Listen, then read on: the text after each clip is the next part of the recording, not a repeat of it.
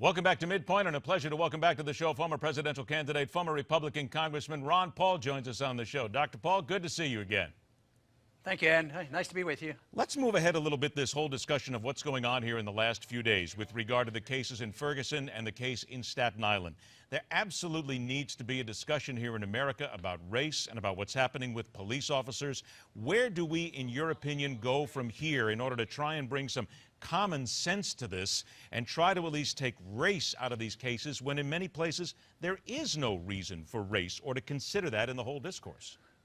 Well, you'd think we would have arrived there a long time ago, and I think back about all the racism over the centuries have been orchestrated by governments, whether it was slavery or segregation in the military or Jim Crow laws and all these things. But nevertheless, I think it's hard to eliminate it completely. To say there's no racism in police, I think that would be an exaggeration because I believe there's some. And to say that there's no racism involved with the people who commit the violence in the inner city, I think that would be a stretch. I think that we should consider and discuss whether or not we run into many white leaders who are advocating racial strife, like we have Jesse Jackson and a few others, always talking up this, like Al Sharpton. But anyway, racism does exist, but I don't think that's the major problem out there.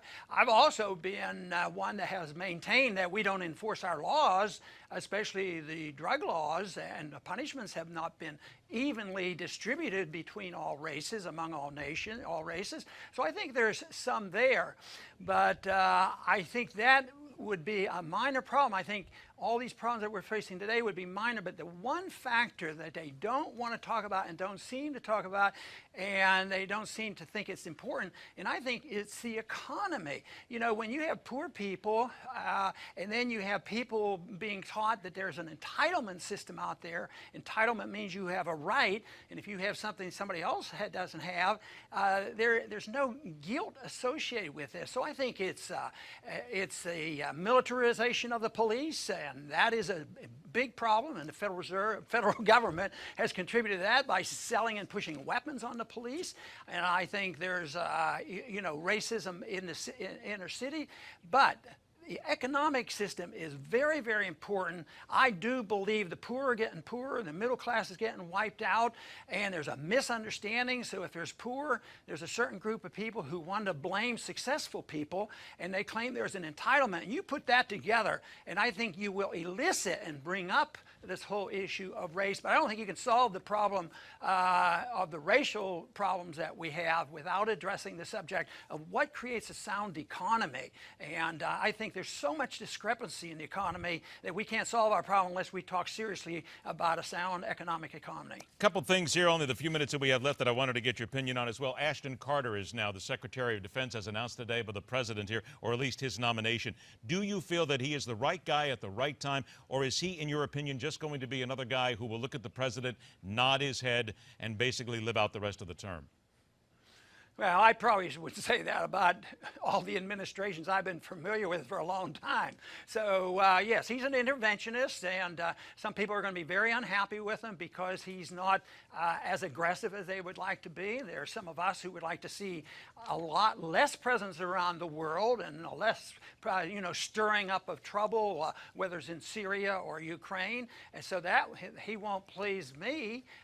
So I think that it's not going to work because he's trying to work an unworkable foreign policy, and it's from my viewpoint that the foreign policy is shared by both parties. Both parties believe in general that we should be involved, and that the military budget never cut back. It's sacred. The military-industrial complex, very influential, and if we don't address that, we're never going to solve the problem. So whether it's Carter or somebody else, this is unmanageable, and we're digging a hole for ourselves because our presence around the world we can't afford anymore. The Soviet system came down not because we had to fight them in a nuclear war. They came down for financial reasons, and there's no way we can sustain our presence around the world and provide all that we're promising that we're going to provide for Ukraine, as well as increase our involvement in Syria and expand our presence there.